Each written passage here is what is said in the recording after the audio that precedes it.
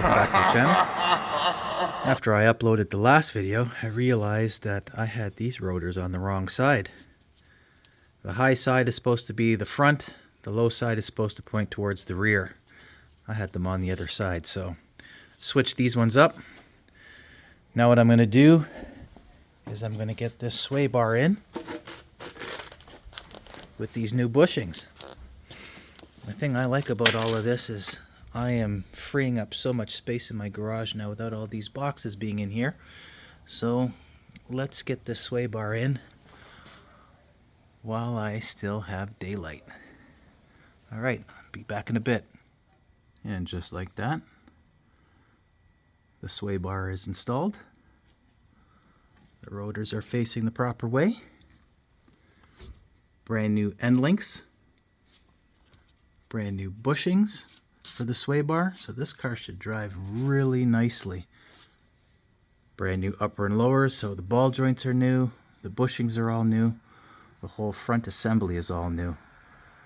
So I'm not going to torque up any of these bolts here until I have wheels on it and it is sitting at ride height. So as soon as I put the wheels on, I'll torque these up and also torque up the control arms. They also have to be at factory ride height before you torque those up. But yeah, this thing should drive really nice. And I opted to keep the backing plates the original color just so I don't see too much black. Clean them up so it looks all good. Now I got to get into this wiring for the positive and negative terminals and also for the fan relay. And then I have one at the very back on the firewall that I need to address. And then I'm completely finished with anything that has to be done with the car. Now I can start assembling all the accessories on the engine and get that ready for install. See you in a bit. Alright, today I'm going to clean up this fan. Get it back in the car. Got my loom. I am going to be relooming the battery connections and also the wire that goes to the alternator. I got one wire that I have to hook up back here, hook the grounds back up on the firewall, and just a little of these coming off the back here.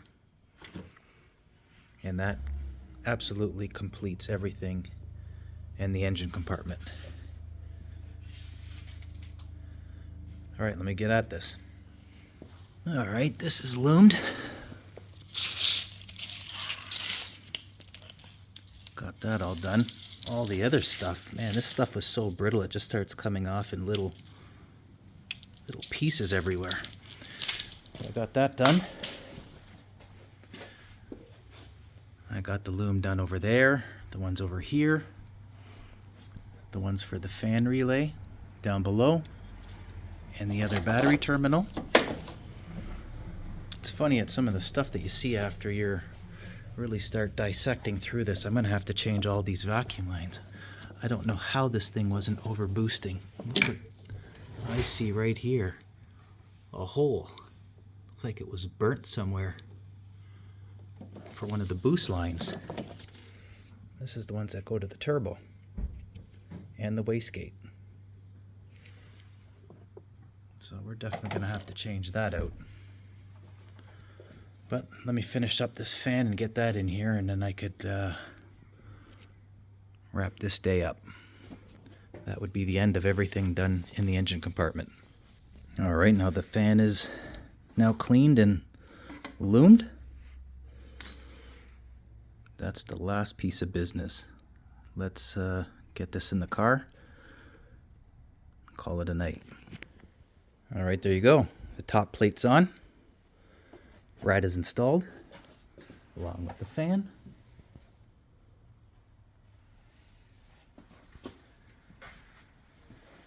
Battery's now in and secured.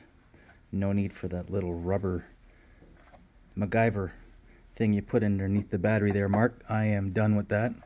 It is now secured properly. I put a spacer underneath the battery. So yeah, we're all good. I'm not going to secure this down until I finish getting the engine in and I paint this gloss black. So the engine compartment is now officially completed, aside from putting back in the alky reservoir over here and the windshield washer bottle over there. So we are good. On to the next. All right, you're next. Finally took the mummy wrapping off of the engine. Got to dress this thing up now. So what I'm going to start with is I'm going to actually clean up the headers and get that ready to be put on. I'll have to install all the sensors back in it. One's in the front, temperature sensors, etc., etc. Got to install the knock sensor in the back. Got to put on the water pump, the crank pulley, the engine mounts, and the flywheel. I'm not going to put the upper or the fuel rails on this until I actually get it in the car, because the strap that I have that goes under the intake will end up damaging the fuel rails if they're on. So let's get at this. I'm going to start with the headers and get these things cleaned up. I also have some paint that I'm going to shoot it with, so let's get that going. Alright, and here's the passenger side header. I'm going to start with some toilet bowl cleaner. Don't knock the stuff till you try it. This thing really works well on anything stainless steel, rust, whatever the case may be. This will clean it, but you have to treat it and paint it quickly afterwards. Otherwise it'll just start going back rusty really quickly. So let me see what I can do with this before I paint it. Back in a bit. Alright, this is with it rubbed in. And you gotta take a Scotch-Brite pad and rub it in. Now time to wipe it off and see what it looks like. I'll let this sit for another 2-3 minutes and then I'll rub it off and see what it looks like. This stuff will tear through your gloves. It'll tear through anything. It starts fizzing and really killer stuff here. Alright, be right back. You think I'm bullshitting? Look at that. Look at that. This stuff works like no tomorrow. This was rusty. Now you can see we're down to metal and the rust is now gone. So I'm going to blast this thing with some brake cleaner and some compressed air and then paint this tonight so it could cure. Not bad. The driver's side, I don't have to use the toilet cleaner on because I had to fix a crack, so I glass beaded that side and weld the shield back on. So this thing's ready to paint. I'm just going to give it a shot of some brake cleaner and get at that one. There you go. That's the two of them done. Obviously this is not the finished product. They're still wet. They're going to dry back a very flat black, almost look gray when they're dried. So that's the end of this one. Next I'm just going to let this dry and start installing these on the engine. Alright, time to get at this engine. Got to put the sensors in first. Also got to put on the water pump, motor mounts, flywheel, headers, etc. So this is what the headers look like after they're painted with the header paint. So I will get those on. But let me first start getting all the sensors in there and Get all the stuff that I need to get done up here first. I'll be right back. And there you go. The engine is back assembled. This will be the way that I will be dropping it in. The only thing I have left to put on this, but I can't do that now, is the engine mounts, because the stand is taking up one of the bolts.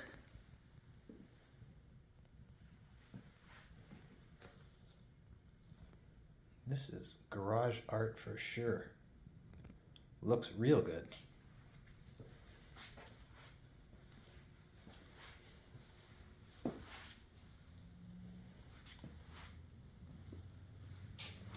Yep, that looks good.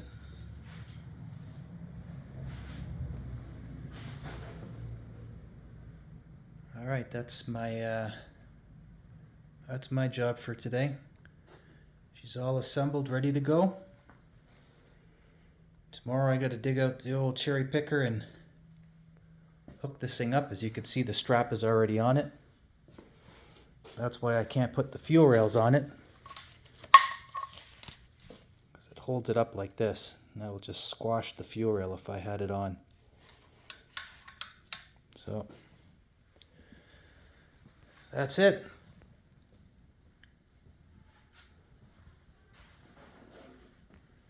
Till tomorrow. All right, today's the day. Time to put this in the engine compartment.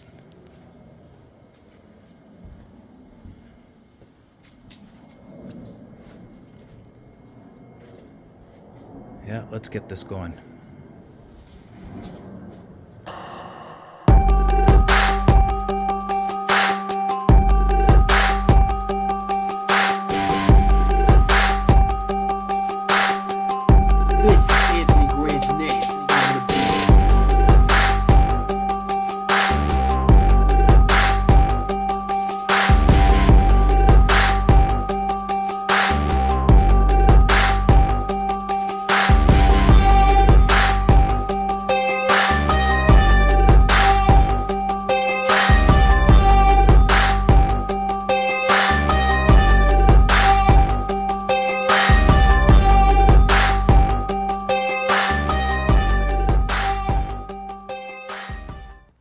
And just like that, she's in.